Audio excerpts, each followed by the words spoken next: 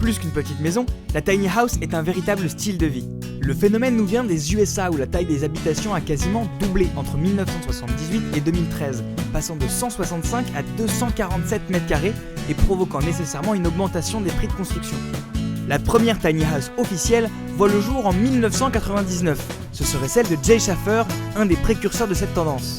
9 m² montés sur rond, il met les plans en ligne gratuitement pour finalement monter la première entreprise spécialisée. Entre l'ouragan Katrina en 2005 et la crise financière de 2008, ces maisons miniatures sont apparues comme des alternatives économiques et écologiques. Mais une tiny house, qu'est-ce que c'est ? C'est avant tout une maison. Elle doit donc avoir toutes les caractéristiques permettant d'y vivre 365 jours par an. Mais comme son nom l'indique, elle est tiny, c'est-à-dire minuscule. Leur taille varie entre 10 et 40 m², mais elles sont agencées pour optimiser l'espace. Objectif : fournir un abri fonctionnel et confortable. Certaines sont même transportables, voire même mobiles, suivant leur conception. Et qui dit petit habitat, dit petit impact sur l'environnement. Les matériaux utilisés sont souvent écologiques et locaux. Une petite maison bien isolée, lumineuse et avec peu d'équipement consomme peu d'énergie.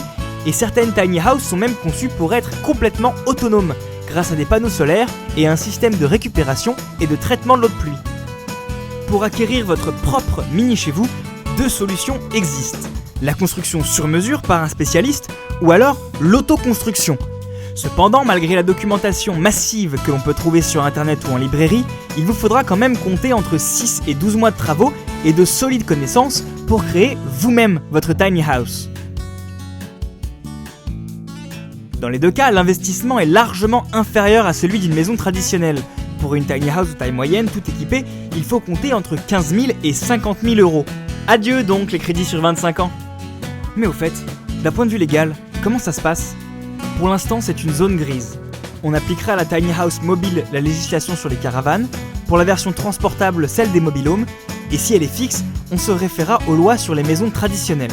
Si vous voulez en savoir plus sur les tiny house, n'hésitez pas à consulter notre dossier spécial tiny house, positiver.fr/tiny-house.